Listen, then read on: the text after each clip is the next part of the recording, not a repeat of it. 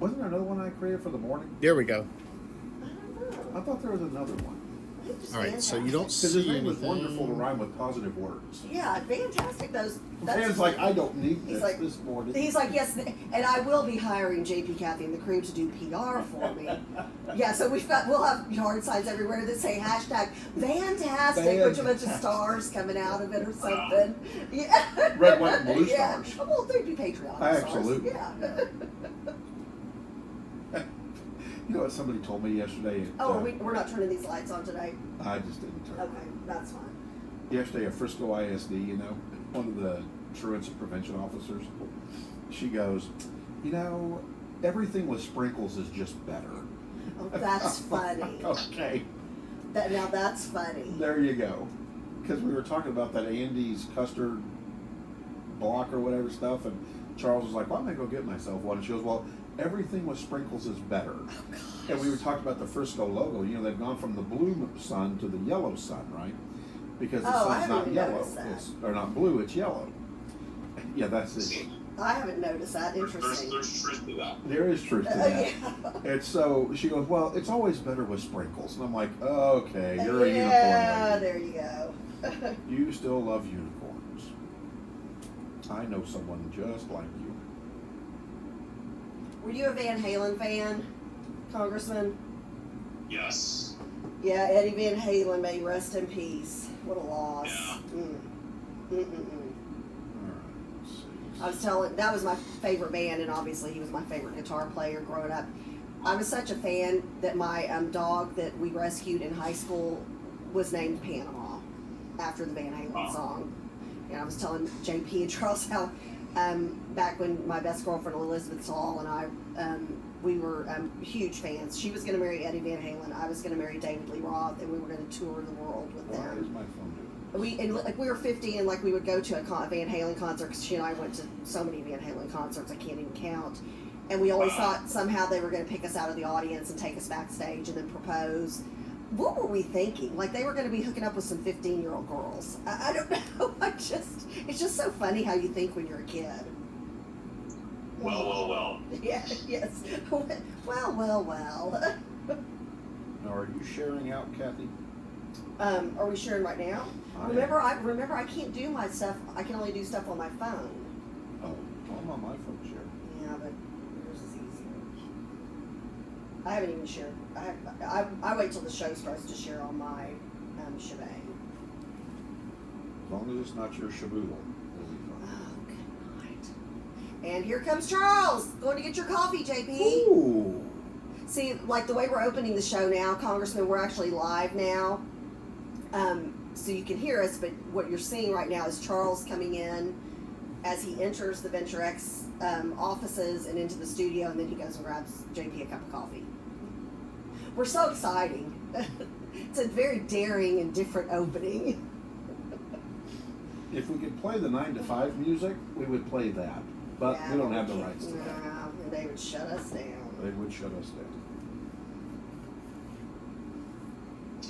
Who's the they? The day of the Facebook.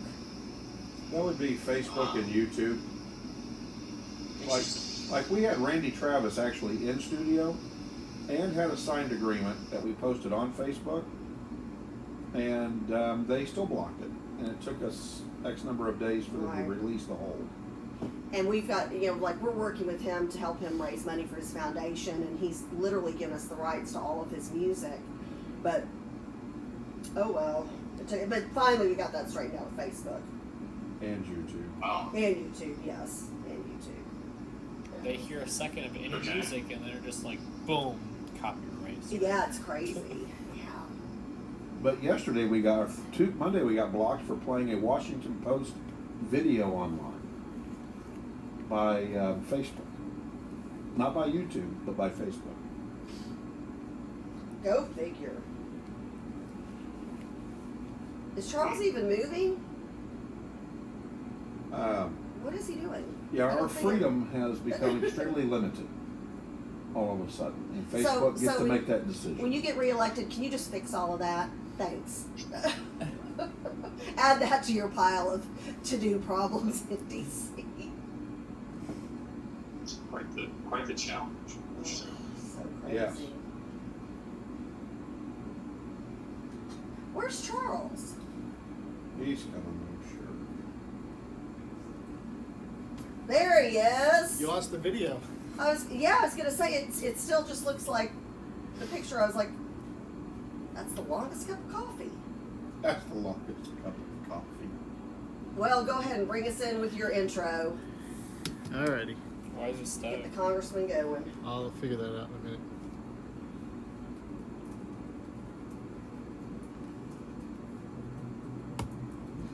Live from Venture X Studios, it's JP, Kathy, and the crew. All right, and we are the crew. Woo-hoo! Good morning to the crew. Well, Happy Wednesday. Well, good morning to Congressman Van Taylor. Good morning, Congressman Van Taylor. We are so delighted to have you with us via Zoom link. Well, Is that what this is? Yeah, but he's got his opening. I love his opening. Oh, okay. good morning. Good morning. Good morning. Oh, yes, that's right. Bam! That is fantastic. That is hashtag Good morning, fantastic. Good morning, crew. I love it. I love it that we've got a congressman that comes on our show. We are so blessed that he even has his own opening for the show. I love it. You It's gotta, fantastic. You know you're a regular and you're a part of the crew when you have your own opening. You do. You do. Love it, love Love it, it. love it. So, first of all, Congressman, welcome home. You were in Good to D.C. be back. Good to get out of the devil's town. Good to come back. To you. I love that we're like. So, are you happy to be? What did you say this morning? Where are you? And he goes, "Oh, I'm so happy to be back home." I think I saw you. Were you at the Scottish Rite Children's Hospital yesterday? We posted about that yesterday. I think it was there a few weeks back. He was Okay. at Legacy Prep Oh, and went on their excellent. virtual Love classroom. Love it, That's correct. love it, I and love love it. that. Well, yeah, you're all about the kids in this district, Congressman, and I mean, you're all about the people, but that's so great. They Good were for you. they were asking like really complicated questions about the Electoral College. And we were talking about the 17th Amendment, the 16th Amendment, the 18th Amendment. We didn't get to the 19th Amendment, one of my favorites, but anyway. So Yeah, you that's gotta realize awesome. constitutional need to really be into all that stuff. They're so fantastic. It was Brandy. Was that the teacher's classroom who you did the tour with? I Miss- think that's right. but yeah. It was really fun. They It was asked the Brandy. kids asked Yeah. really sophisticated questions. And It was, she it was some is- pretty esoteric Democratic questions about how our system is structured. Which is wonderful because they know more. Her class knows more. As a matter of fact, I was going to tell you that. I figured that was her class. She was their teacher of the year last year, and very obviously very well deserving of that. Her kids, I would venture to say, in her classroom, in her government class, probably know more than the average Joe going in to vote on November 3rd. Right. No, it was clear that they had a deeper knowledge than the average bear. Yeah. So That's awesome. Yeah, have fun. Well, it was great to see the pictures. I don't know, I haven't told you, I haven't updated you, but I'm now the director of truancy for Legacy Prep. oh really? Yes, and improving attendance over there. We improved attendance by 2.5%, and they're over 97% now, and we're looking for 98% attendance. So kids are Wow. going and they're That's learning. great. Okay. Good stuff. I guess you would know something about that, wouldn't you? One or two things. One or two things. Well, I'll tell you, They have a slight insight. just a Oh. wee bit. Well, you know, it's all about connections. So, Does everybody know your truancy story? I mean, I would probably just share very briefly. Well, yeah, no, the why crew- we're cracking this joke like this. yeah, the crew does. I will say this though, and I want the crew to know this. When Congressman Taylor was Senator Taylor, he did a great deal of work. When I was powerful and effective. Yes. Well, at least your sense of humor's gotten better since you've been in D.C., right? You can't take that from me, right? But no, he did a great deal of work to try to help us keep truancy sensible in the state of Texas. Absolutely. And so I can't thank him enough for the work he does for the people in his district and for Texas. And so Absolutely, for Texas and for the country. And I tell you, those of us who are blessed and fortunate enough to be within his congressional district, we know that he's got 100% meeting policy. It never fails after this show. JP and I always get messages or phone calls from friends of ours who don't live in CD3, and they're like, first of all, can he be my congressman? And I'm like, well, yes, if you move to Congressional District 3. But they're like, I can't even get a return email. I can't, when I call, I don't get a live person in the office. I get a voice message, and that's not the case with you. I mean, if people call during business hours, even after business hours, they're getting live people. You have 100% meeting policy, even during all the craziness of COVID. So, thank you so much for truly serving we the people. Yeah, no, never stopped the 100% meeting policy. But look, I mean, people are, oh wow, since you've been a congressman, you've had over, I think we're all like 800 something meetings, right? And they're like, that's just incredible. Who would have thought? It's like, well, if you looked at me as a state representative, I had 100% meeting policy. Right. Yeah. For 4 years, I was state senator, I had 100% meeting policy for 4 years. So as a congressman, no shock here. You just keep doing what you're doing, right? Good for you. Good for you. Well, that's great. Actually, like last night, we spent 2 hours just calling 3 people across the 3rd district who called into the office. Some of whom had said, I want a personal call from the congressman. They got it. But some people had just left a message for one reason or another about reaching out to them and saying, what are your moral, what you're thinking, where you're going with this. Call me, here's my cell phone, call me anytime. They're a little taken aback. Well, yeah. Normally you don't have access like that, but you've always been accessible, so. Yeah, but the idea that the people should be able to access their representatives, that I believe is enshrined in the Declaration of Independence, that government derives just powers from the consent to govern, which is the second sentence, second paragraph of the Declaration of Independence. First of all, people will be truth and self-vote. And then look, the First Amendment, one of the 5 rights enshrined in the First Amendment, the one like least well known is the right to petition the government, right? So, that there's a intrinsic belief within the Constitution is enshrined there that people should be able to go and talk to their governments. Absolutely. They have a right, constitutional right to petition the government. And I try to honor that right by making it personal when people ask for it. Sometimes it makes post. But no, and that helps me to be a better member of Congress. And I'll just say that there's substantive things that happen as a result of that, right? So people call me and say, I've got problems. I was meeting with a single working mom yesterday, and she had been having problems with her unemployment benefits, and we were able to help her with that. And she had months of success. We were able to get that knocked out for her very quickly.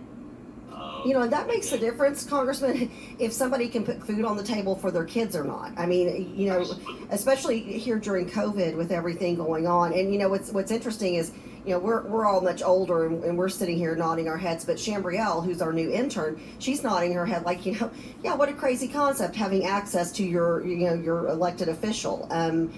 So I'm glad we've got a common sense intern. Oh, and Charles is saying, are we waiting? Oh, Chambrielle, you're on camera.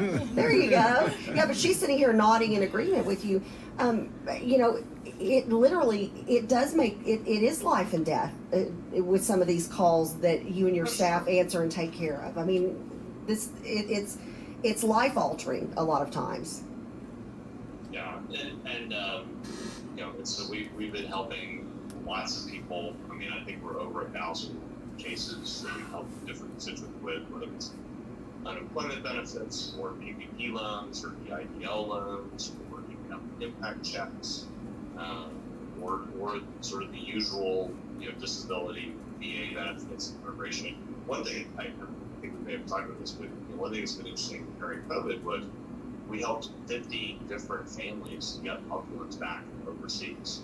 So there were people stuck in Morocco, in the Ukraine, in the Philippines, in Vietnam. I mean, just all over the world.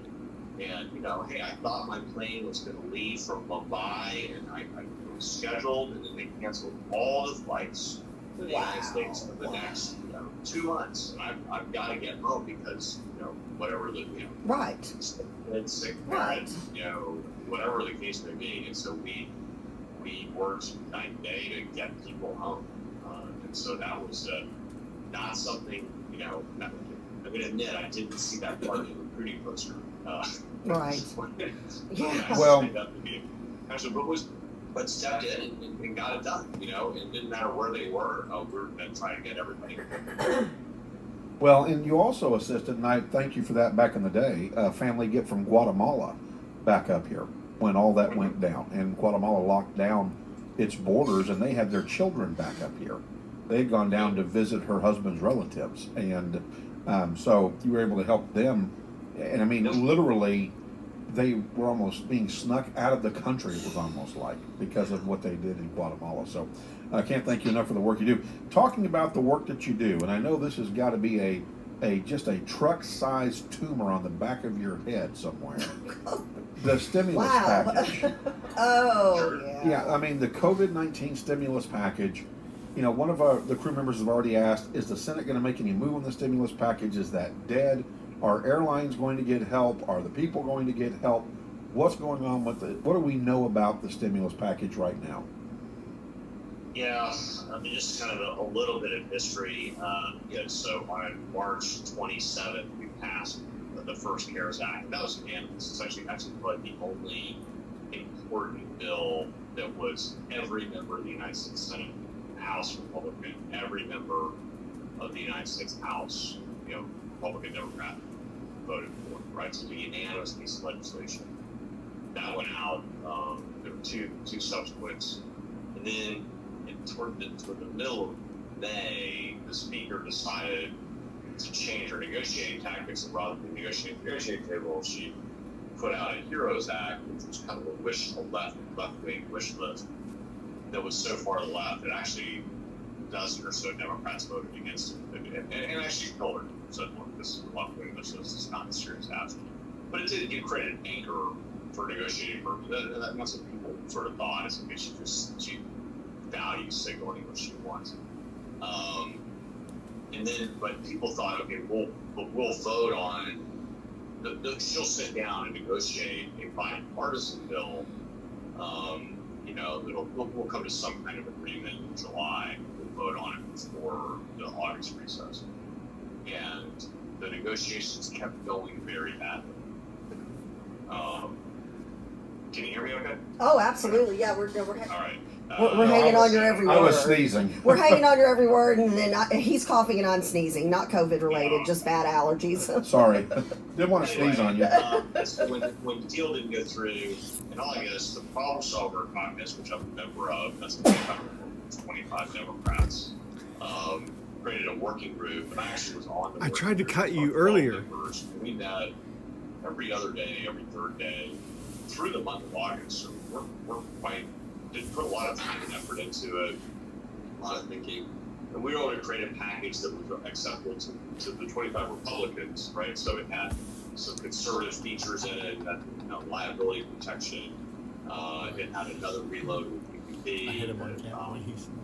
There was a lot of discussion about what's the right level of unemployment benefits. We came to 450 a week, but not more than 100% of previous income. And then we had some time to set it up. And anyway, and then it had what we call boosters and reducers, right? So if the economy was bad, if unemployment was bad, if COVID was bad, it would spend more money, and if things were better, it would spend less money. So it was $1.5 trillion was sort of the price tag, but it actually would be as much as $1.9 trillion and actually go down. That's a lot of money. A lot of money. Well, I think it's called a lot of printing. It's a staggering amount of money. And again, it was certainly more money than I was doing. But again, you're trying. You realize that there's a need. And so you're trying to this is such a unique situation, Congressman. I mean, literally, there's never been a time in our history where we've ever dealt with anything like this, of this magnitude. And again, and we've talked about this with you before, and I'm so glad that you recognize all of the different components.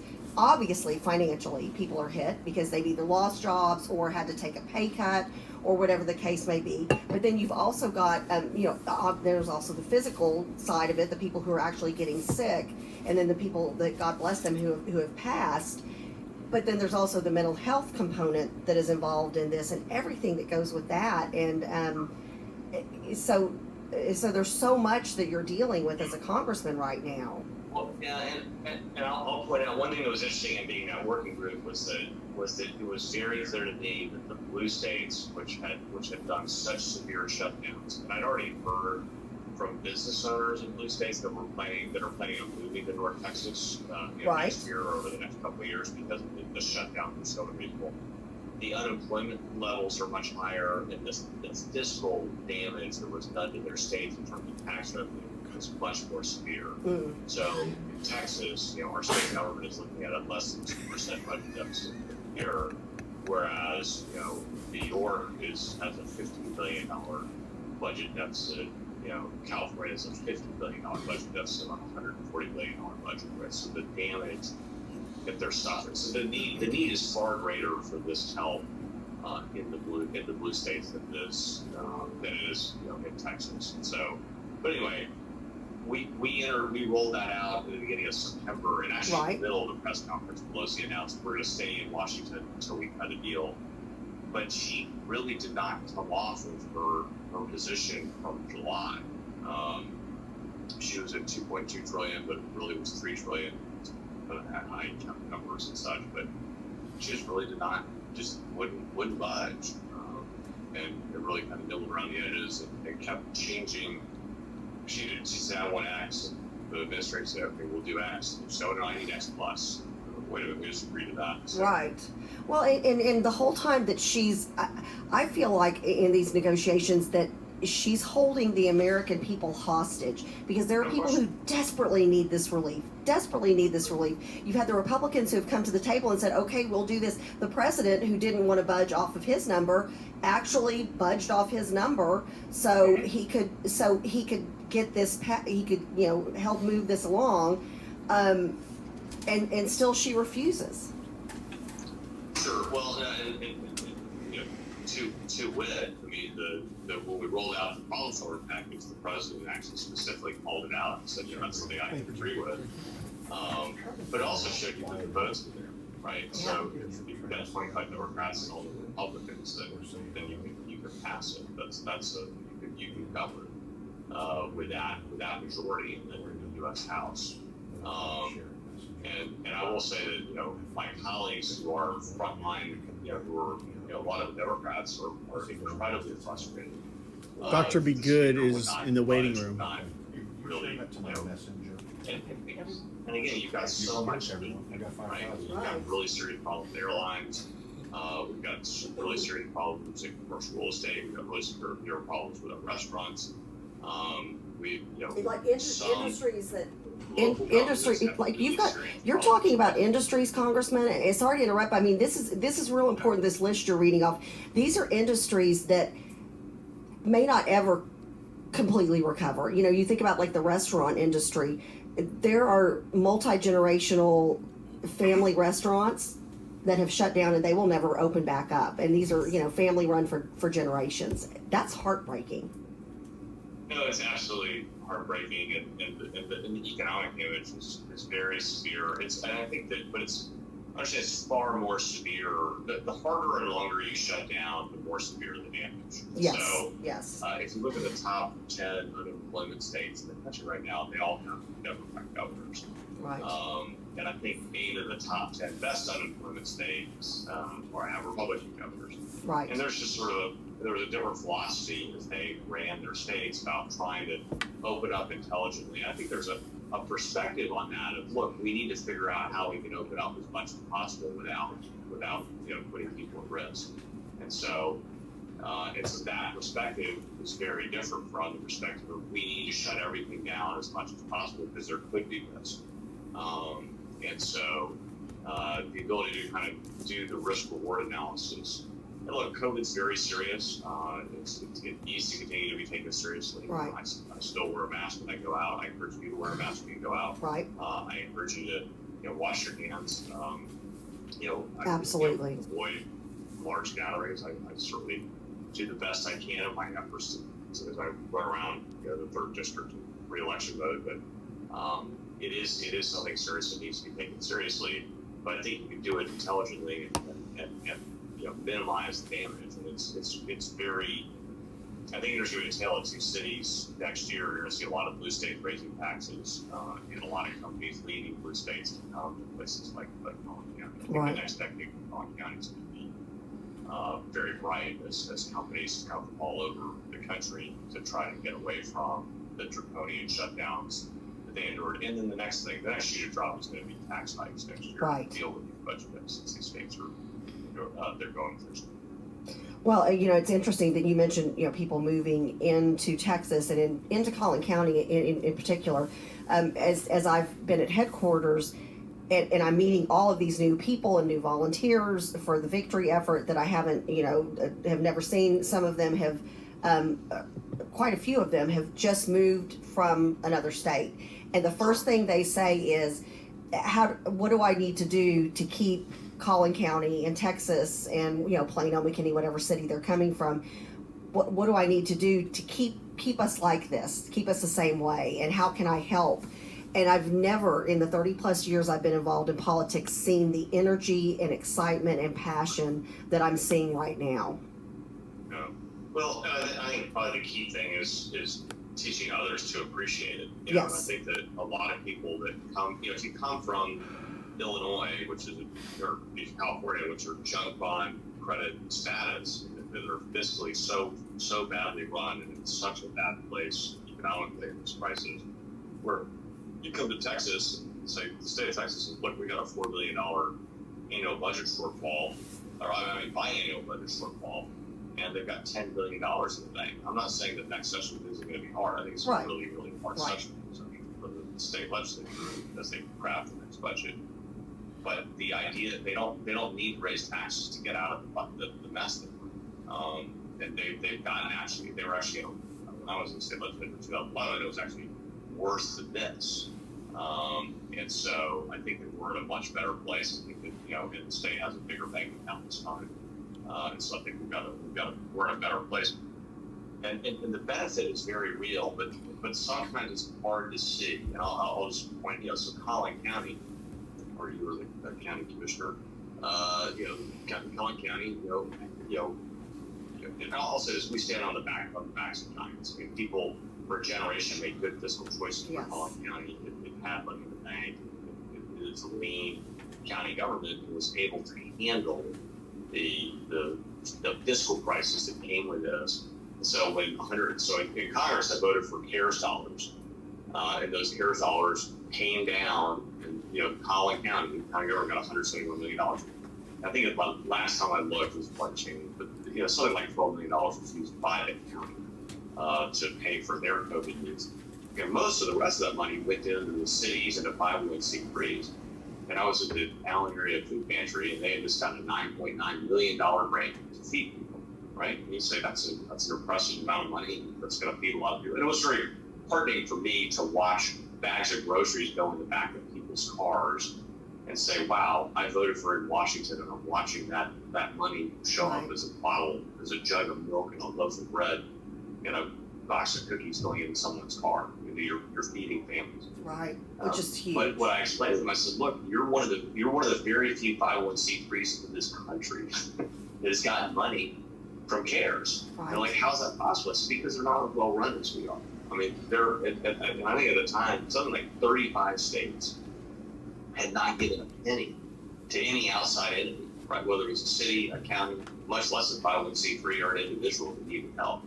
Whereas Collin County is in a completely different place because of the way it's run. But I think our biggest problem in this election is people have a hard time seeing that. They assume that the way Collin County is run is the way the rest of America is run. And it's actually exceptional in the sense of there's almost, I don't know of any other county like it in its ability. But again, it was well run for generations, and then that in turn allows it to do what it's doing today. And survive things like pandemics. Right. Yeah. So you're seeing the benefits of fiscally conservative government in real time in Collin County, and I just hope that and obviously a lot of people that come from a junk bond credit state like Illinois, you see how awesome it is. But it's hard. But if you live in a AAA bond rated state and that's all you've ever known, it just doesn't. It's hard to fully appreciate. Absolutely. Well, Congressman Taylor, I cannot thank you enough for joining us here on JP, Kathy, and the crew. The crew, lots of comments, and they love the fact that you come on and visit with us and share what's going on in D.C. and cannot appreciate you enough. It's kind of like you're talking about Collin County and the people that helped build Collin County to be able to sustain themselves like we have through the pandemic. They think of you that way as a congressman. They wish they had everybody like you in Congress doing the job that you're doing. So thank you so much for being with us. And hey, hopefully we got you back again, right? No, absolutely. I look forward to our next visit, guys. All right, sounds good. Great. Be safe and thanks for the Take job care of you yourself. do. Stay healthy. Thank Bye-bye. All right. So go from one great guest to the next. Yes. Dr. Be Good. Woohoo! Woohoo! Of the Ask Dr. Be Good show. So that comes on Sundays at 8 o'clock in the morning. Yeah, fantastic. Yes, her show is so popular on our network, and we're so proud of the great work and the great information she's giving out. And then Dr. Good will be going into our visit with Senator Paxton. So Right. I'm just super excited. So Excited. do we have Dr. Good? We do. Yay! Good morning. Good morning, Dr. Be Good. You know, it seems I may be a school superintendent, but I really feel like I'm in, I don't know, the legislative body, because yesterday I talked to Representative Leach virtually, and so did our teacher of the year, and really, I should call him our student of the year, Spencer Brown. He's a young man who made 5,000 calls for the 2020. Two of our kids did 5,000. Annie, I believe, also did 5,000 calls this summer. Of course, Annie did. That's awesome. That's so great. So we were able to talk with Representative Leach on not only how he can help charters, but how we can help him. Yes. Unfortunately, some of our charter positive legislators are getting dinged for that very thing. And he gave the example, there's an organization who has an ad campaign out, and they've ranked the legislators by public ed friendly or not. Right. And people like Leach, Shaheen, Candy Noble, all of them Right. are on the not friendly for public ed, which is ironic. First of all, charter schools are public crazy. education, Right. but Somebody needs to be educated there. these people have their own kids in public education schools. Leach has his kids in Allen ISD. Yes. Yes. And they love it. And Yeah. so we're going to have to try to do something for these hardworking legislators. Absolutely. You know, I mean, they're in favor of school choice. Same with, you've got the presidential race. You've got President Trump, who is very much a pro-choice school person, wants every opportunity for every parent to put their kid in the school of their choice. And then you've got Biden, who's very much against it and has said, hey, we got to get rid of charter schools if I'm elected.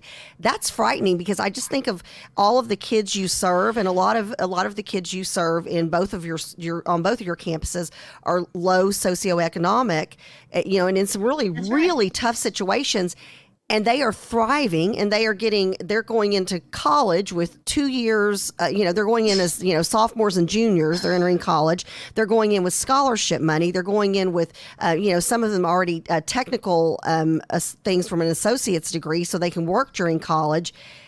I can't imagine the students that you have not having those opportunities, which they wouldn't at their home campus.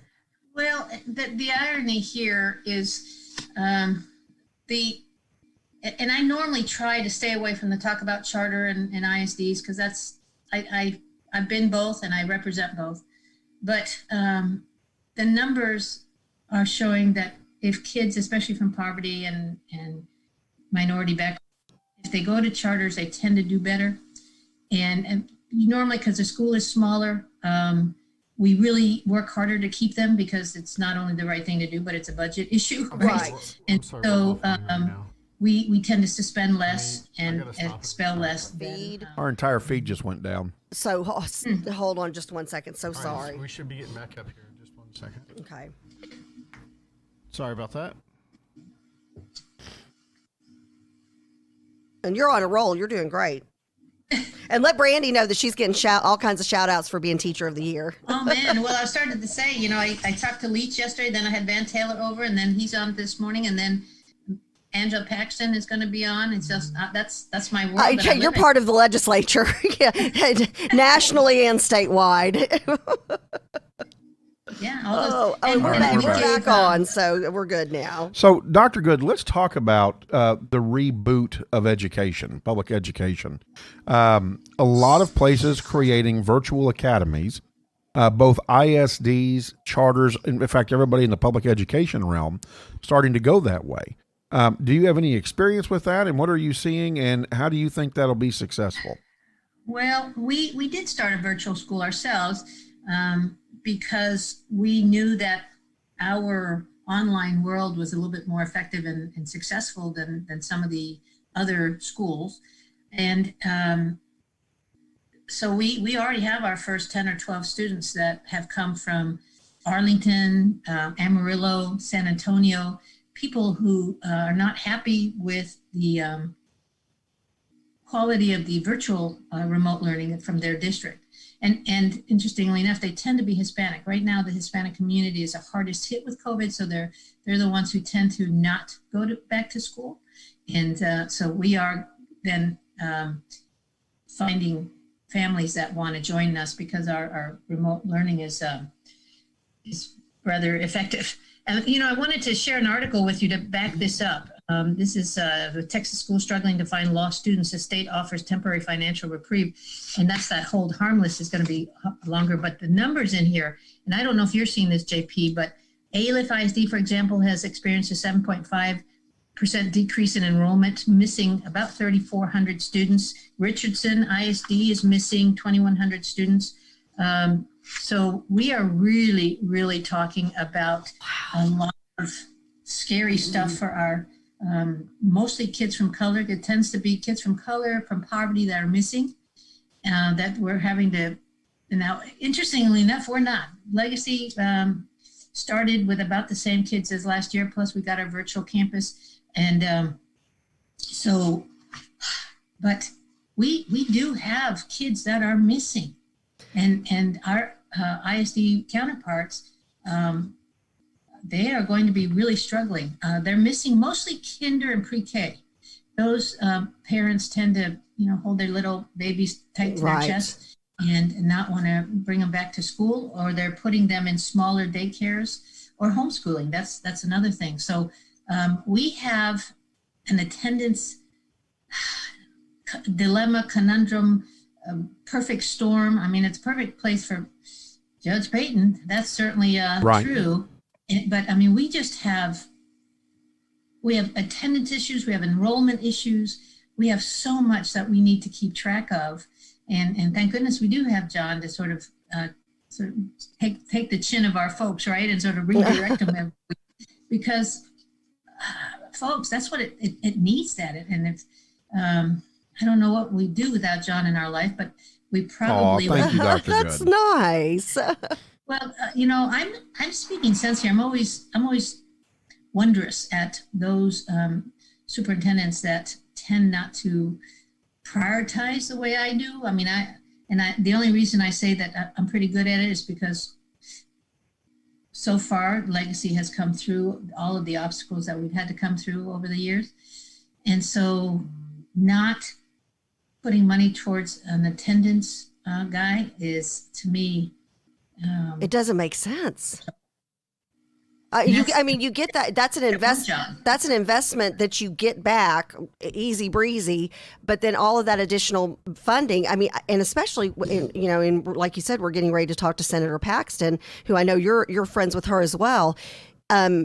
We've got a tough legislative session coming up in Texas, and so I don't know what public ed school. I don't understand not putting the money that is just easy money. If you have butts in seats, it is what it is. That why you wouldn't focus on that? Because here's the thing: if you don't have those kids in seats, then think about it, Dr. Good. Okay, then these are kids who are missing out on an education. Well, guess what? The taxpayers are going to pay for that down the road when they're an adult, by unemployment or jail or whatever. That drives my whole show is our future economy. Right. If we educate these kids now, you, me, John, we're all going to suffer. Right. Because right. Our Texas economy will not be as vibrant as it could have been had we paid attention to the kids now. Oh, amen. Yeah, preach it. That's my work. I just wish I didn't feel so alone in it. And I don't mean you guys, I mean other superintendents, other legislators. I just feel like I'm a lone voice out there in that world saying, folks, but then again, we have this, and this is, you really should have a psychologist on talking about this phenomena. And that's the phenomena of not believing real facts. Much like the left, when they, it doesn't matter. And I've told you all about my rabidly Democrat cousins up north, and I can bring them facts from universities and they will poo-poo the facts. Because they're being fed so much opposite stuff. And so I see that with this organization that has listed our legislators as friendly or unfriendly. It doesn't matter how much data we bring that charters are actually being successful with the toughest kids.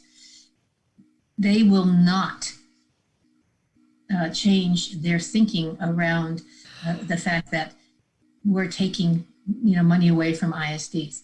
So it's a frustrating world to live in, especially because that means we're not paying attention to kids when we use this much energy for something else. Right. Well, part of that, point. though, too, is not everybody in this country is doing charters right. You're right about that. Out west, I have experienced some very poorly run charters, along with some very poorly run unified school districts as well. And so the problem is, though, is that charters are going to be more on the burner than an ISD or a unified. And so they're under the microscope more because they're not the original, I guess, is kind of the thought behind ISDs and unified school districts. And so, but here we run them well. We have good association. We have good communication with our charters amongst each other. We could always use better because everybody could use better communication. But for the most part, our charters do a great job, and they have good state association. So, well, and because we are part of the Texas Education Agency, we're held accountable actually more than an ISD. And poorly run charters are shut down. I mean, there's got 3 years to prove it, and then if you screw up for 3 years, you're done. You're toast. Right. So we'd really like to partner with our ISDs so that we could maybe become a vehicle through which they can learn, we can learn from them. We partner together with the toughest kids and live happily ever after. But that's not the environment right now. Right. Always can keep moving that direction, though. Right. Well, and who do you have on your show this weekend? I haven't decided yet. I usually do that about today or tomorrow morning. Right. Because I'll tell you, I live in a fire hose world. Oh, it's changing from 1 minute to the next. I tell you what, I normally shut it down at 8:00 at night. And I have pictures of Legion, I have pictures of vantaylor, and I have not been able to post. I've not had sit down time. And so it's been one Zoom after another, one crisis, one call, one text away from, a possible COVID shutdown. Wow. Matter of fact, I used to do 2 podcasts a week. I'm just doing one now. I just can't fit in 2. It's crazy. And, it's so funny, Dr. Good, you've talked about this, a year ago, you were in a whole different scenario. Now you're like, you've got more challenges and, and you're a go-getter and you're like, I've got more to do than I've ever had to do in my whole life. And it's great. Yeah. But what's amazing is I'm working from home, and you'd think working from home would be easier, but it's working from home, sitting on my rear end in front of a computer. I do try to get out to the schools because I don't want to be that superintendent that shelters in place and everybody else is, taking risks out at the campuses. So I go out there, but it just and the emails, if I have 50 vendors a day, PPE stuff, facility stuff, just wading through emails. And you know what, I'm going to tell you a secret. I almost celebrate when young people that work for me forget things, and it's like, oh, good, it's not just me. It's not. Well, Dr. Good, We look forward to your show on Sunday, 8 o'clock in the morning. Yeah, and tune in. It's a must-see show. Thank you for joining us here on JP, Kathy, and the crew, and have a blessed day. Keep up the great work. Thanks for the good work. Thanks for the good work you do. You as well. We love Take you, care, Dr. Dr. Good. All right. And then after one great guest, we have another great Yet guest. another The one. Senate Minute is back, and I'm dancing. Woohoo! Senator Angela Paxton. Yes. Is going to be Super, joining super us. excited. And I am way beyond excited about the Senate And we're Minute. about to get her up on the screen. We have, of course, the interim session or the interim has already begun, of course, because it was in the interim. And aptly named. Right. And it should be very interesting to see how the legislature comes together under COVID conditions. So do we have Senator Angela Paxton with us? I think I can hear her. Maybe. We're about to. Are they going to do audio? I hear white noise No, back in the back. I think she's going to do video link as well. So, but I know she was in the waiting room because I saw her pop up at about 8:10, 8:12.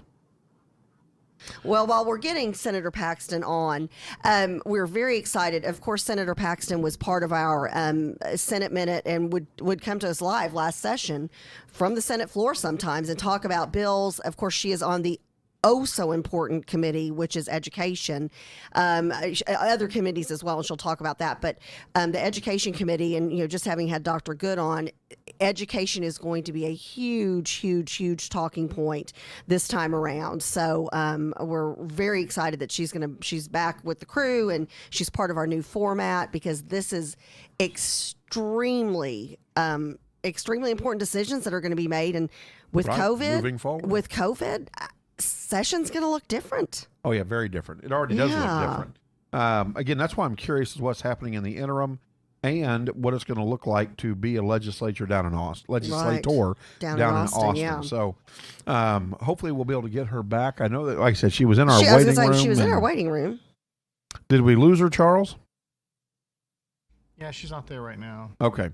So then we've got Dr. Dave. He's going to come on and talk at 8:30 about, was it a good idea to leave the hospital early for the president? Does he still receive the medical care at the White House? And Dr. Dave, of course, has a little bit different tale that he'll tell than Dr. Clothier. But he's also got 5 more days after all of this has gone on. And, of course, the president has confirmed that he will be there for the debate. Now, I haven't seen a response from Joe Biden, Vice President, what is he, retired? Former is what they call him. I haven't heard if he's going to go to the debate or not. It'll be curious to see. There's lots to. I don't know if my mic's live. I'm not sure. It is. I can hear you. Okay, Loud good. and clear. I was like, I can't hear myself. So I don't. I'll be anxious to see what happens. I'll be anxious to see what happens. Well, or it could be like the candidate. I can't remember which candidate it was. I think it was a Senate candidate. Walked in with his own plexiglass and put that up, kind of like the Yeah. So I get plexiglass? Okay, it says. Or I'm getting a word that she's still in the waiting room. So. Oh, there we go. Okay. Just rejoined, I guess. All right, so we are getting the Senate Minute. We'll fire back up the again. one and only Senator Angela Paxton up, and we're sorry about the technical difficulties there. Are we good to go, Charles? Well, I It's think connecting. Yeah, she had been there for a couple Yay! minutes, and I think somehow It went out or yeah. what We've have had you, a but couple technical issues with connectivity today. I think it's the weather, It's the weather. There you go. I'm showing 2 different ones. and I'm sneezing, so it has to be the weather. I'm gonna blame it on the Oh, I weather. know you and I have been sneezing and coughing today, not COVID related. Is today fall? Yeah, it's fall. Today's fall. I think so. Yeah. I don't know. And then tomorrow's winter, right? Do we Yes. have her on? COVID 47. I don't know. Can you hear us? Hello. Hey, Yay, good morning, there she Senator is. Paxton. Hello. Good morning. Sorry about the Well, technical issues. That's you've probably heard me say this, but I had a dear friend that a long time ago. She said, when Satan fell from heaven, he fell into the AV equipment. Yeah, Oh, amen. Amen. Well, I'm going to jump us right in there because I know you're busy. What is it going to look like down there in Austin, Senator Paxton, with COVID-19? I mean, have you guys gotten guidelines yet? Have they prepped you out? And have you been using them during the interim? Well, it's interesting. There are a number of different umbrellas over different areas of how this whole process operates. and I'll preface this with a phrase I heard someone use not long ago, and it was, chaos brings clarity. Right. Right. Right? Chaos brings clarity. And so a lot of times you've not had to think about certain kinds of mechanisms, right? Right. Until something jumps in and stirs everything up. I mean, a great example of that is we've never had to really, I mean, the legislature created the mechanism for the governor to have executive orders, right? Right. But the way things are happening right now, we're seeing some of the imperfections of the process. And so, but they just never were that visible before. And so it's, one of the things I think when we do go through these kind of turbulent experiences, it does give us reason to kind of focus in on the fundamentals, what it really is all about, and bring the clarity to what it is we do, because it is so easy to get pulled in a billion directions. But, part of this is the Capitol is actually operated by the Preservation Board. So, and then within the Capitol, the Senate has its own rules for operating and how it conducts itself. The House has its own rules for how it conducts itself. And so while on the one hand, I think we do want to have kind of a unified approach to all of this, as you see every legislative session, sometimes the Senate has different ideas than the House has about how to move forward. And then you put it in the bigger environment of how the Capitol itself is operated by a different entity altogether. So, we have the COVID stuff, but we also have a lot of public safety issues around the Capitol that we have not dealt with probably since like the 70s.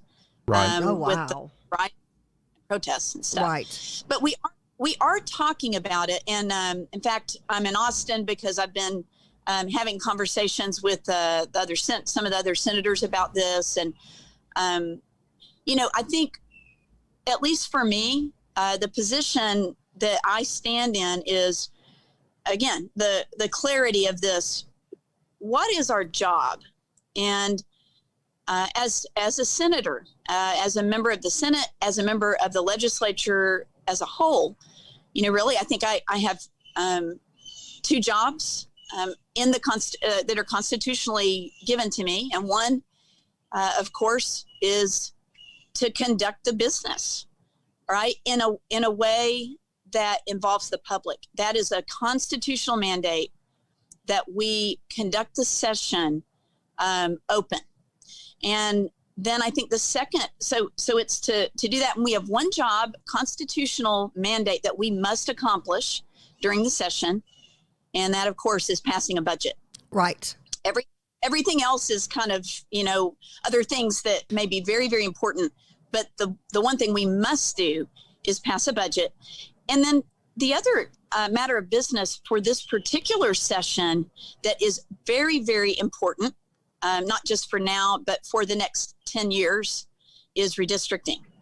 So those two things really must happen. And then the second thing is that is my job, in addition to conducting that essential business, is to represent my constituents. Yes. To represent my district and the needs of my district. And y'all know my motto, my kind of mission is to listen, learn, and lead. And I'm obviously in the process always of hearing from the people I represent, what needs to be addressed, what needs to change, what's missing, what needs to go away. And the sunset process that I'm also part of has been a big part of that.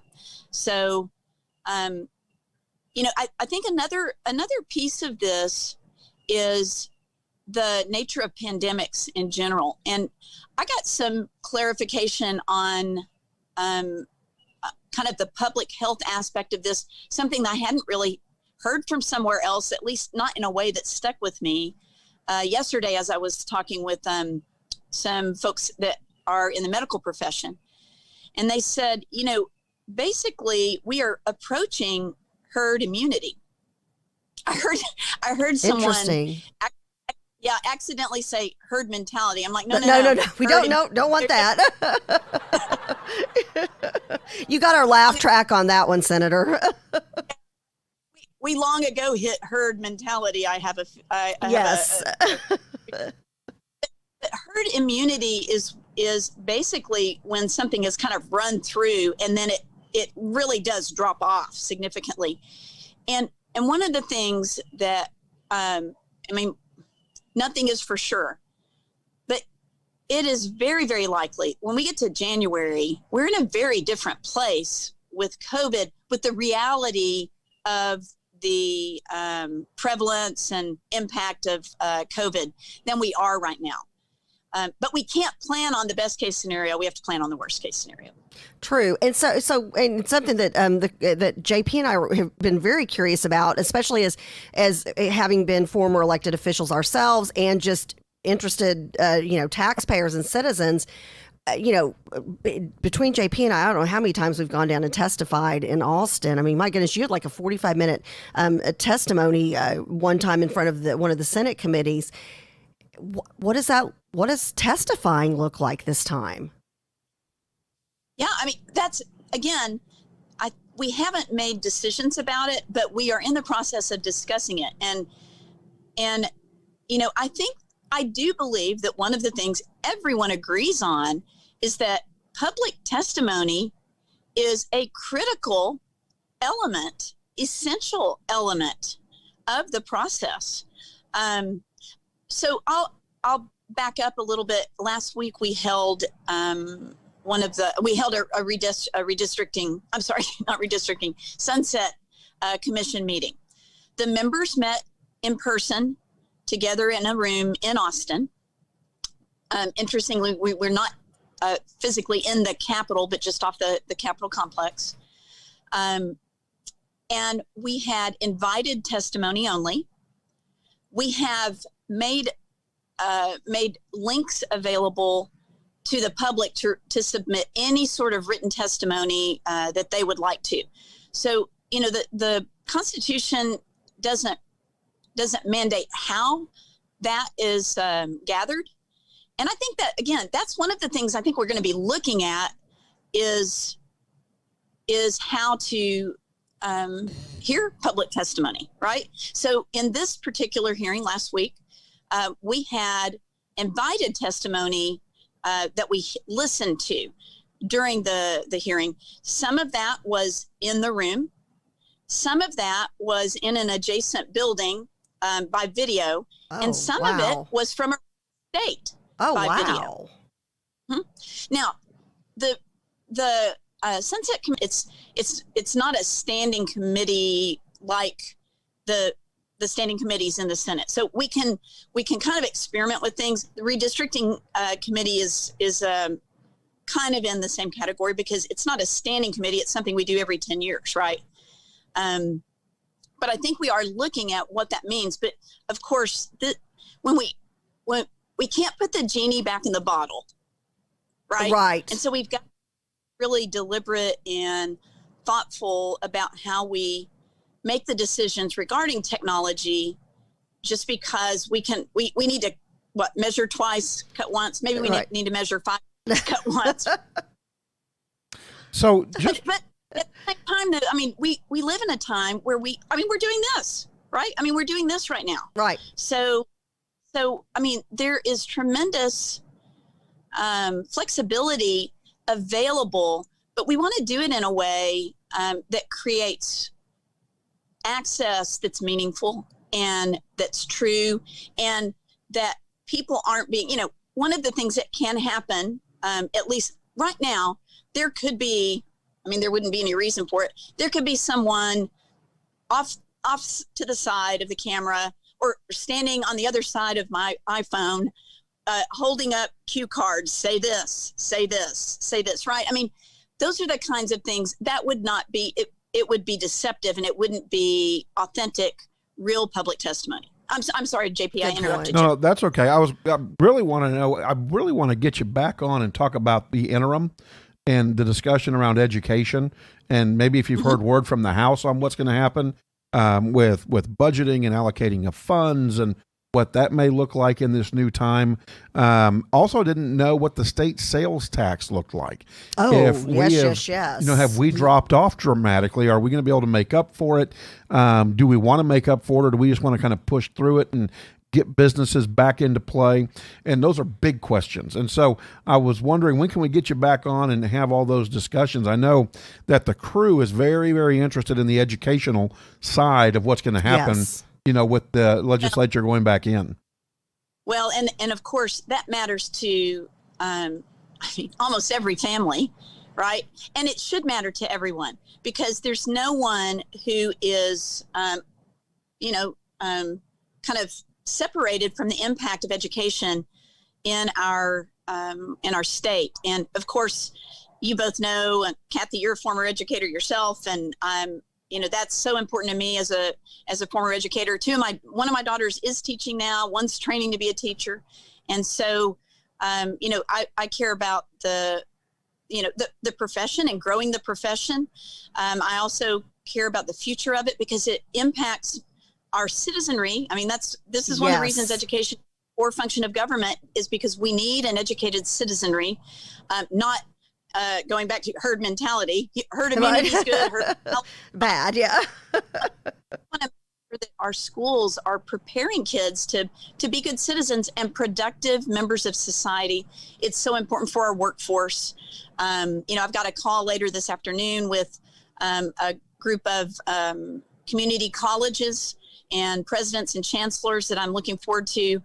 But it is so important. And it's no secret that we have taken a huge revenue hit in the state because of COVID. Education is funded. We increased the state share of education this time. So, sales tax, oil and gas revenues, which are hit coming and going because people aren't driving as much. And, there's just a lot. However, I will say, I don't know how we make up for what we've lost there, but we are seeing, great numbers with our sales tax. Right. And okay, good. The comptroller Hager reported on that not long ago. I haven't honestly looked at the current numbers for the last month that would have just come out about September, but people are shopping. And that's a good thing, but we need people to be able to get back to work and have our economy full. Well, I can tell you, Senator Paxton, we are looking forward to the Senate Minute, and so thank you so much for taking time out to be with us, and look forward to the next conversation. Like I said, big questions next time, big ones. We could have you on for a full hour and a half. Right. Well, you talk all day about this, right? Yes. And so it's so foundational to what we need to do, and what the experience is like for kids. I will say this, just a real quick thing. I mentioned redistricting. That is all built on our census numbers, and so I know in everything that's going on, it kind of has gotten lost in the noise, but it's so important. They've extended the collection of census data, and it's so important for our funding. At federal funding as a state in our district. And that, again, this is a lot of money for education, transportation, things that matter to everyone. So we really want to encourage people to make sure that they're being counted, so that Senate District 8 is well represented, and it will impact how we draw the districts. Well, and again, like very, I said, very important lots information to talk about as we get ready for the session, for sure. And God bless you for your service down there. And thank you, Angela. We know you're about to have no sleep. Has she had sleep? Well, but we know it's getting ready to gear up for no sleep. She's like Congressman Taylor. She is all over, and I mean, you're always you're continuously meeting with citizens and getting groups together. Meeting in a COVID-friendly environment. I just want to make a quick note. I really appreciate being invited to be part of your 100 Women a group that you just recently started. I think, and especially with having the 100-year anniversary of the 19th Amendment. Just a few short 100 years ago, you and I would not have been able to vote, much less serve in a public office like you're doing and like I've done. And so I really appreciate you bringing such a diverse and incredibly a passionate group of women together here in SD8 to lift each other up. I think it's so important. And I know this is a big platform of yours, and that's women lifting other women up. And so I thank you for that. And thank you for allowing me to be part of that group. Well, I'm thrilled to just be surrounded by the caliber of person like you, Kathy. And you're right. I mean, I'm only the 21st woman elected to the state Senate in the history of Texas. Right. So you look at that, we have an opportunity to really make a difference. I think it brings such a richness to the conversation and the discussion and the decision making when you have a variety of perspectives. And I think, there's not one kind of woman, just like there's not one kind of man, but I do think women do bring a different perspective and approach to things. Women tend to be very collaborative, and that's something that I think, our world is kind of missing right now. And so I look forward to doing that with you and the other women that are part of that group. And, as a mom of 3 daughters, all 3 of my daughters are part of the group as well. I'm doing this just like you guys are doing this show because you want to make a difference. We want to change the world in a way that makes it better. So Amen. Thank you guys. And I'm with you every week. Whenever you want me, I'm here for you. We love it. Look forward to seeing you next Wednesday then. Thank you, Senator healthy. Paxton. Stay healthy down there. Y'all too. All right. Thanks. Thank Bye-bye. you. All right. And from one great guest To another. to another great guest, Dr. D, I think, is in the waiting room. We're going to talk now about COVID-19. Of course, it's a current event, no doubt about it. And then mix it with politics when the president got COVID-19. And then, leaving the hospital to do the wave, which I don't want to say socially, I want to say to inspire his supporters for being out there. That's great. But from a medical perspective, was it a good thing to do? And then leaving the hospital early, because even the president's doctors have come back and said, man, we are not out of the woods on this. Kind of wish we would have stuck in the hospital just a wee bit longer. Okay, I had not heard that, but Yeah, so that's- well, and I think if you're his doctors, my goodness, no pressure having the president of the United States Right. under your care. I can't even imagine. There he is. Hey, Dr. Dave. Dr. Dave. Oh, he's got his scrubs on today. Woohoo!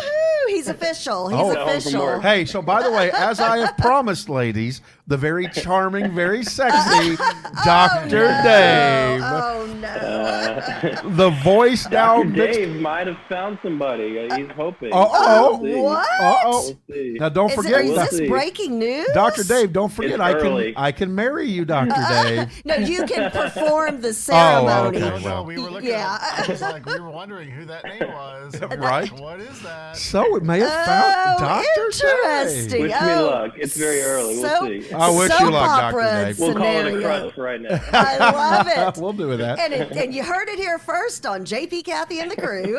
And Tio Loco says, hola, ¿cómo estás, Dr. Dave? Oh, and is it Dave, Tio's all over birthday?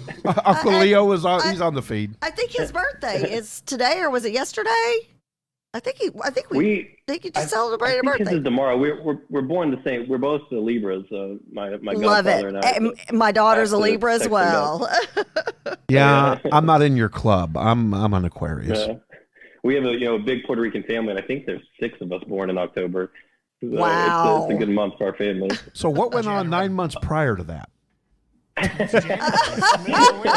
Everybody's Well, all different years, though. All different years. Exactly. Well, yeah, but either a revolution happened and it was after that, Oh, or there was a gosh. Great Depression. Dr. or, Dave, so wasn't I here to be your medical person today? Oh, yeah, I'm sorry. yes, We always but get we off topic. digress. Sorry, guys. Well, and, we're talking about with the president, and I can't, like, Dr. Conley, who's his main physician, I can't even imagine the pressure that would be on you if you are the president's doctor. Not just, I mean, that would be normally, that would just be a tough gig anyways, because, you Yeah. don't want to be the one that's like, oh, you should take this, and then you give them the wrong thing, and then there you go. But during COVID, during a pandemic, and then during a pandemic when the president and the first lady both Absolutely. contract COVID-19. That would like be the weight of the world on your shoulders. It is, and that's kind of what I wanted to cover. I wanted to talk about, it's been a long week. Yes. Think about where we were yes. a week ago from now. I mean, the stuff that's gone on it's been wild. So I kind of wanted to cover, the pros and cons of that, and what people, there's been a lot of people saying that, the treatment was unfair. We can cover that. And then, some of the timeline of events that we can learn from. But first, what stuck out to me was people saying that he should, if he went to the hospital, that had to mean that he was very ill. Right. And I disagree with that. And it's the same reason I disagree with people saying that, he shouldn't have received some of the treatments he received, like the monoclonal antibodies and the remdesivir IV treatment. Those are usually reserved for severe cases. So people kind of drew the lines that if he's receiving that, if he's going to the hospital, he must have a severe case. And it goes back to what you were saying, Kathleen. The pressure of this is the president of the United States. You have to do those things. You can't, if I was a physician, I would do the same thing, because on the slight chance that something went wrong, you don't want to be the doctor that messed up with the president. You got that right. So you're going to take extra precautions. I think we would do that for any president. So I don't think the doctors did anything wrong by sending him to the hospital and by giving him those treatments. It's a different case. If you kept him at the White House and he got worse, you'd be in trouble. Right. Well, and a lot of people, when they found out he had COVID-19, the world did tremor. Like his politics or not, the United States is more than its president. But its president is the face and leadership. And so the country did tremor. And so I completely agree with you, Dr. Dave, in that you have to be overly precautious. It's not like Kathy and I. People are like, oh, okay, let's see how they do at the house. But so continue on that same train of thought, though, Dr. Dave. So doctors acted right, and I agree with you as well. Absolutely. I'm not a doctor, but as an observer, I agree with you. He plays one on TV. No, just kidding. Oh. He plays one on this podcast. So continue on down the path. I'd like to talk about the events leading up to it. What we can learn from this. We know, I'm sure you guys know the names better than I do of all the people in that kind of inner circle who got sick. There's been kind of a mini outbreak in the White House. Right. And, that's kind of important because there was some kind of cavalier attitude with COVID in the White House. It seems like that it was not that it wasn't being taken seriously, but there weren't as many precautions being taken as the medical experts are recommending. And that's what I want people to remember is, try not to let COVID become political. And unfortunately, it really has become political in America. It's like if you take it too serious, you're liberal, and if you say that it's that you don't need to wear masks, then you're Republican, and it shouldn't be like that.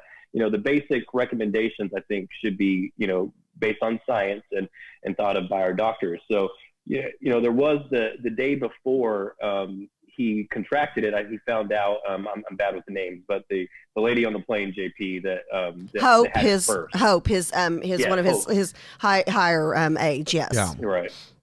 So from what I read was when they found out, they still got on a plane together, and he still had an event the next day, and there weren't masks being worn. So that's and again, that's speculation. There's been no proof of that or any confirmation, but there are some people who say that. I think when he, and this is prior to him getting it, I think the young lady, Hope, this is just, and again, this is my opinion. I think she was asymptomatic. She had it, did not know it. They were on the presidential helicopter together with the first lady. And I think that's where, because that was very close quarters, for an extended period of time. It wasn't like being on Air Force One where you've got more room to move about. That's, and again, in my humble medical opinion, of which I have no credibility to be talking, but that's just when I had heard that scenario, I kind of thought, I wonder if that's where it spread, because again, and we've talked about this, you're in close quarters with somebody for an extended period of time. You may want to have a mask on. Yeah, absolutely. And, the Rose Garden event is being talked to a lot about, and there wasn't a lot of mask wearing there from the videos that we saw. and a lot of people are popping up positive from there. So the last thing, about the gatherings, I sent JP an article about, I'm going to pull up my phone, sorry that I'm looking down, about an Arkansas Republican county chair. I guess they had an event about 3 weeks ago, and it was a maskless gathering, and he's the chair, county Republican, and he just died of COVID complications. So again, there was an event, and unfortunately the mask wearing for the Republican event seems to be less. And that's why I kind of think that there's kind of turned political, almost like a sign of toughness not to wear one at these gatherings. And when you do that, you just have to realize you're playing with fire, because it is a serious disease. And unfortunately, that gentleman passed away. The recent tweet is the other thing I wanted to cover. Unfortunately, with a lot of the president's tweets, we have to kind of decipher what he really meant. You don't want to take it negatively right away. But there was a tweet that said, "Don't let COVID consume your life." I completely agree with the president on that. We don't want the COVID to consume our life. We need to learn how to live with it and adjust and adapt to it. The part that was a little bit misleading, I feel like, was saying that it's 100,000 people die from the flu. This is no different than the flu. And in 5 years, I think it won't be any different from the flu once we've adapted to it and developed some antibodies. But right now, it is kind of cavalier to think that it is no different than the flu. They're usually on average is 12 to 60,000 a year die from the flu, and we're already well above that with COVID. And it's because it's a new disease to our body. But unfortunately, right now, COVID is more dangerous than the flu to us. Now, the vast majority of people are going to do just fine, just like they would with the flu. And you're going to have the few random people, 16-year-olds, 26-year-olds, and older people that die from the flu.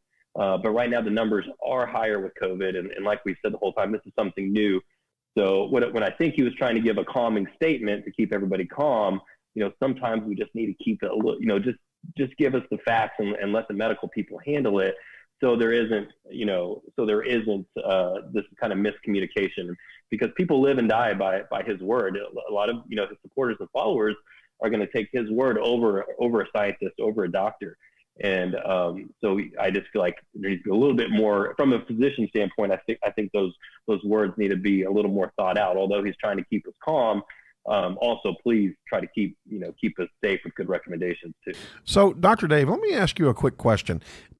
Have you read much about Sweden and what Sweden has done, and what their chief medical officer for the country had come out and said about mask wearing? He said that, that they found in their science that mask wearing didn't really do much, and that, in fact, they found there could be more harm with people who have respiratory issues already. And so they only asked, and they asked for social distancing and wash your hands, right? That was their campaign. Yeah. And their mortality rate, they had a spike in April, and their mortality rate now, some days are 0 and 1, 2, maybe 3, 4, is about all they have. Is there something to learn from there? I just don't I'm confused is what really truly the answer is. I'm confused about it. Yes. And the short answer is it depends on the mask. It truly depends on the mask. I don't know what kind of mask they're wearing, so it's hard to comment. I think that cloth masks are worthless. So a cloth mask isn't going to really prevent much. And in that aspect, if it's a low quality cloth mask, then yes, it's not going to do anything. But we know that surgical masks help. Before COVID, we've worn surgical masks in the in the hospital, the operating room. I think either of you, if you were to have a surgery, if you're having heart surgery, you would want your doctor wearing a surgical mask. Right. You wouldn't want anything to be breathing out and get into your body. So you have to think about it that way. We know surgical masks work. They have filters. They have a static material in them that attracts and binds viruses. So they work. Now, proper wet mask wearing is important and having good quality masks. But if they're mostly using homemade masks, these cloth ones, if you can see somebody's beard sticking out through the cloth, like I see all the time, it's not going to trap a virus particle. Or it the really folks, depends on the mask. And the folks, I will never, as long as this pandemic and we're having to wear masks in public and all this stuff goes on, I will never get over the people who stand it'll be at a grocery store, and I'm always clearing my throat when they do this. They're literally not. They're right next to you, and they've taken their mask down to smoke. And I'm like, okay, so great. So before you would have bothered me just because of my asthma and allergies, but my goodness, so now during a pandemic, you are blowing smoke my way with your mask off, which obviously, I mean, you have to take your mask down to smoke, but at least distance yourself. So these people have their masks on while they're going through the grocery store, but then they're literally in the car next to you, blowing smoke at you with their mask down. I'm like, seriously, dude? Seriously? So I've seen yeah, there's definitely some interesting characters that have done different things with this. So, Dr. Dave, what about the blue masks? I mean, you know, the ones that the hospital staff at least used to wear anyways. Are those any good, or are those as well just as bad? No, those are good. Those are good. Those are good. The blue masks, those are basically what the surgical masks are now. And That's they're the kind getting I've more got right available. We now. have a lot of trouble, you know, getting a good stock of them now. But I think that's what everybody needs to be wearing. You know, I heard there was at some point they thought about deploying masks to everybody's house. But, you know, those do need to be replaced after a few days. You don't want to wear the same one every day. But that's why it's hard to control this, you know, to get everybody the right kind of mask and have enough of them. And also, you know, we just got to realize, again, it's never going away. You know, there's some countries that got the numbers down so small, and then they open back up and it increased. Well, you know, that's why I don't think that we need to completely shut down ever, because this is never going to go away. As long as there's one person with the virus and they can spread it to one other person, You're right, it's going to eventually be a pandemic. So be smart about it. Be smart about it. And that's where I don't want the government to dictate what we do. And I think the more conservative folks like myself, like JP, I don't need somebody to tell me to be smart about it and to be, you know, to make wise decisions and to be careful and take care of myself and my family and, you know, my fellow mankind. It's just, it also cracks me up. Sorry. The smoking thing makes me, and now that I've got a doctor on the show, another thing that makes me crazy is the people who have the mask on, but then they have it like halfway down their mouth. I can see the top of their top lip. I can see their nose. And I'm like, if you're going to wear it, you know, if you're committed to wearing it, shouldn't you have it over your nose and your mouth? I mean, absolutely, yeah, absolutely. You're not. It's not doing anything if your nose is sticking. You know, out. or the people who go through the grocery store. This cracks me up, and they've got it hanging off one ear, and I'm like, okay, so either go all in or all out. You know, There was a viral video. where It a has to be woman proper walked in- mask wearing. A woman walked into a convenience store and she had the mouth part cut out. She said, "Well, I can't breathe without it cut out." It's like, oh my gosh. It's So, like, Dr. Dave, don't wear it. I know you're way exhausted, that you haven't even gone to sleep yet. And so can't thank you enough for joining us. We really do appreciate in your you. sexy Well, no, you can't doodaddies say there. he may be in a relationship. Well, he can still be so- sexy, though. Oh, Well, it's but that's a kind of little early, odd. but And I'm one hoping- dude calling another dude. It's a crush, man. It's a crush. It's your bro. It's a bromance. We have a Yeah, bromance. they Yeah, we do have a have. bromance. These two do have a bromance. I can completely testify to that one. So, It's his voice. It's the fact that he used to be a judge. Come on, you like the robe, you like the gavel. so in all seriousness, though, and I want us to look at this over the next couple of weeks, especially as a current event, even. Yeah. Florida, you know, the governor has opened up Florida completely. No masks required. Of course, businesses, I think, will probably have the ability to decide, kind of like the no shoes, no shirt, no shorts or whatever it is that they say, no service. No shoes, no shirt, no service. Yeah, something like that. and the ones that don't let me come in say no checks. Right. So I'm going to be curious. So Dr. Dave, if you'll watch that over the next couple weeks, because I'm going to be curious to see how Florida, how they do. Yeah, their numbers will go up, but you know, it comes with the cost. And you know, I think those at risk, they know that at this point they should know what to do and what to avoid. And you know, we can't stay shut down forever. So, Right. So I'm okay with it. What I always say is just know what know the consequences of what can happen. And you know, if you think about the number spiking again, if you think about, you know, what we talked about a few weeks ago, was there was a holiday about a month ago, and we said in, you know, 3 to 4 weeks, you're going to see a big spike again because everybody's getting together outside these holidays. It's just what happens. So let's say we get things calmed down by Halloween. We're not going to shut down Halloween, and we'll see another spike after that. As a matter of fact, we're all just tired of it. Since you do, you've got a very young child who, like Lily, your daughter, she's the age. This is like the ultimate first Halloween. I'd like the next time you come on to talk about your thoughts with Halloween, especially because you do have a child who like she would. She's old enough to walk around She's and adorable. wear a little. She's so cute. I can't wait to see what her Halloween costume He put her is. to sleep. My I got to favorite- save this. Hold on, man. I got to say this. Yeah. I'm going to stop you.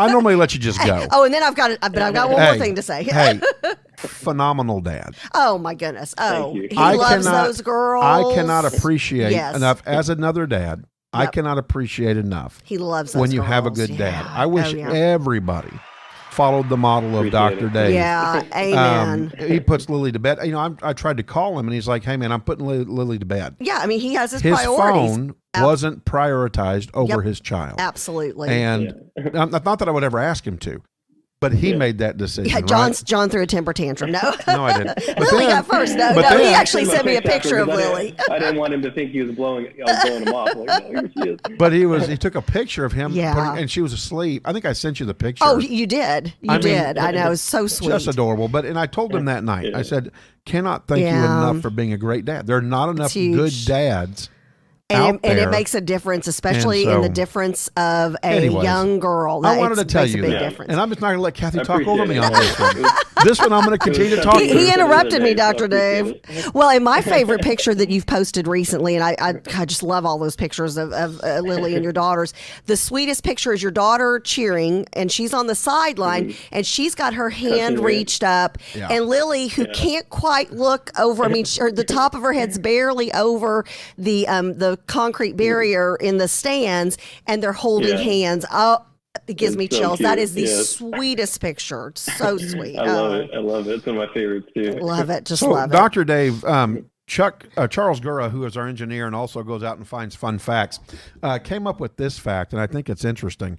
Conclusion: CDC estimates that influenza was associated with more than 35.5 million illnesses, more than 16.5 million medical visits, 490,600 hospitalizations, and 34,200 deaths during the 2018-2019 influenza season. And that's the site is the cdc.gov website there.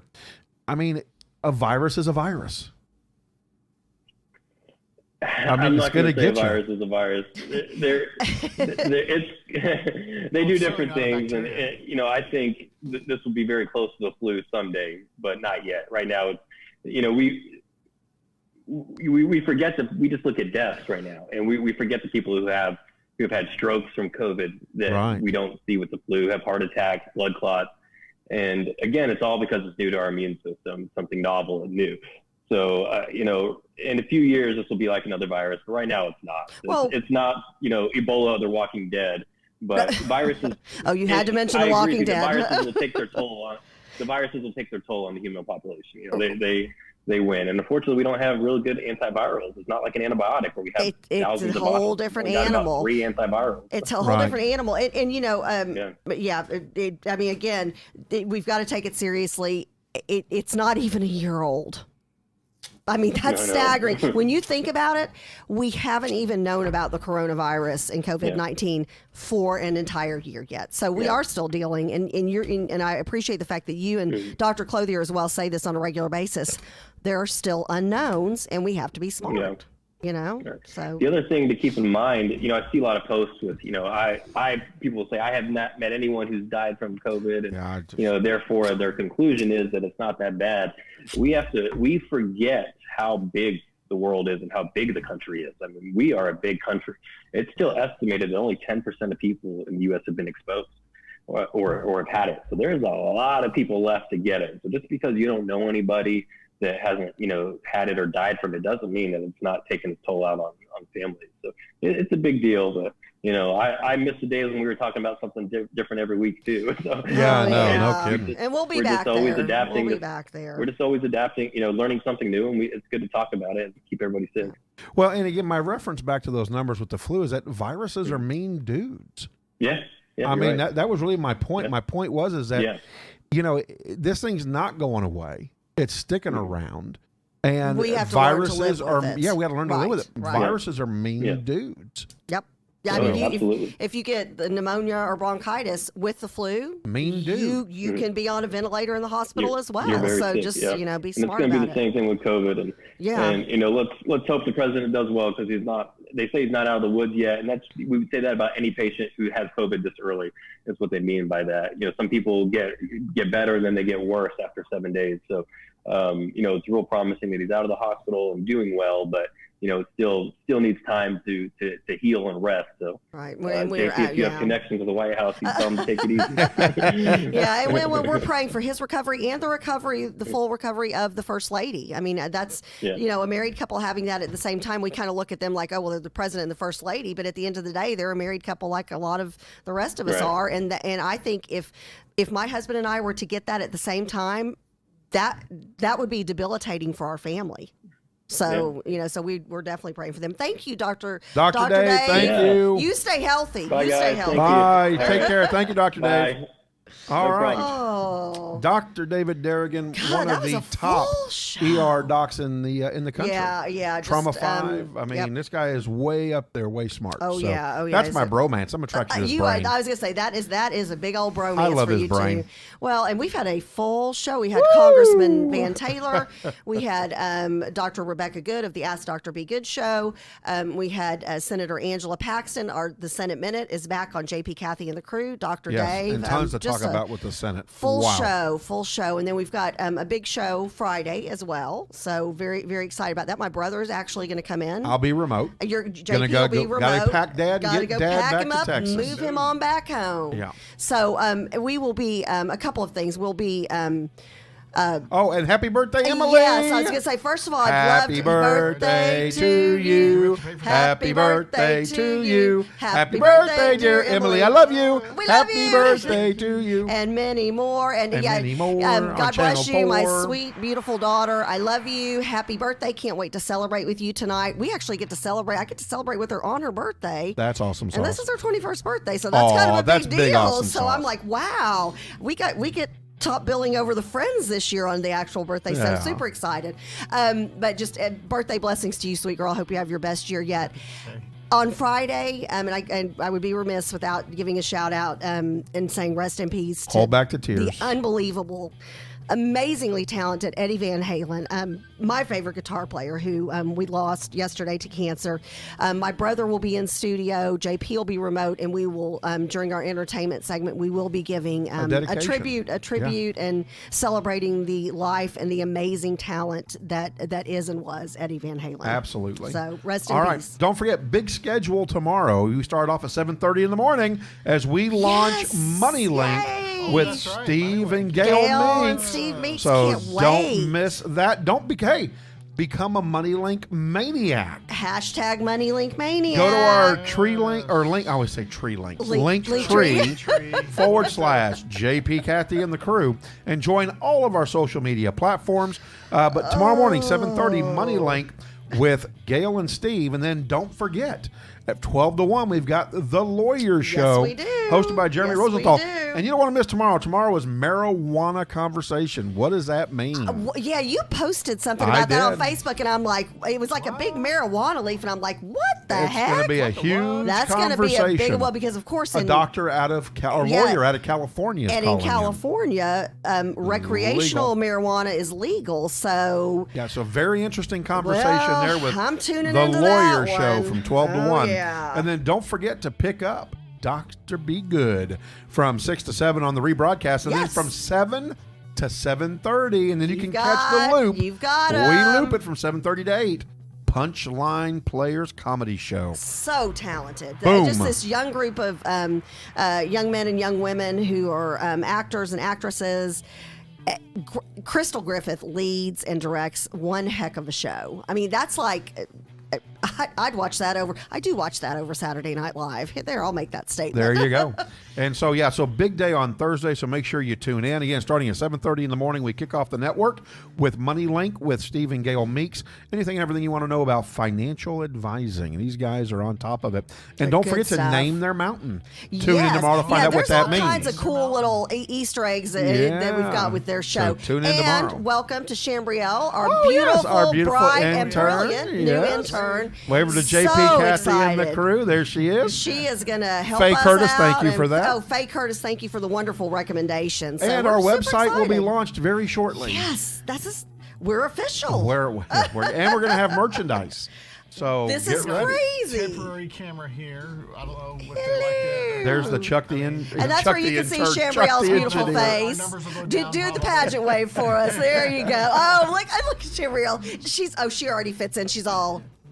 Oh, and Leanne says that marijuana is on the ballot in Arizona. And next Wednesday we've got the Miss Texas Ambassador, Mallory Fuller. Yes, very excited. And she is the sister of former Miss Texas, Madison Fuller. I know, I love that. So this is going to be really cool. I love our Miss Texas Tons going on with JP, Kathy, and the crew. Whew. Tons going on with JP, Kathy, and the crew network, and a lot more coming your way.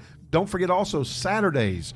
We have Kilroy's Conversation with Major Andrew White and Andrew White and Chuck Wright. Helicopter pilot, Marine helicopter pilot, Chuck Wright. And so make sure you show. What are we doing? That's right, November the 11th. Thank you, Charles. Veterans Day. We're going to be doing a Veterans Day telethon from 7:30 in the morning till 5 o'clock that afternoon. Raising money. The barbecue guys are going to be on Friday. We're going to see if we can get them to sponsor lunch for you. Oh, that would be awesome. Come on up for an hour. Bring your cell phone. Yeah, come up and have a good time. We're going to have a paper football league game, a little competition tournament going on. We've got, this is the disabled American veterans that we are going to be raising money for on Veterans Day. Well, and Rosenthal just popped on the feed. He must not have heard us yet. Jeremy, he goes, watch the Lawyer Show tomorrow from noon to 1. It's our marijuana extravaganza. We gave you and your big marijuana leaf he must have missed the plug. But we did. We pushed it out there pretty good. So, all right. So, love y'all. Join Jeremy and smoke weed. I'm kidding. I mean, just the marijuana extravaganza. No.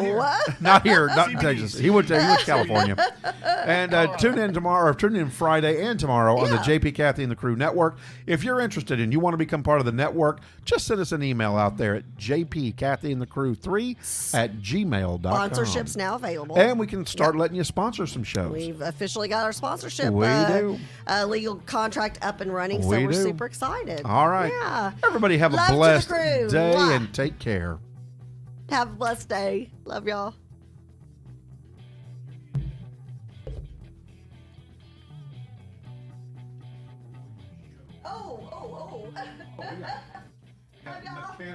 Mechanical difficulty. Oh, why did I know that little series was coming? That's good. Oh, that's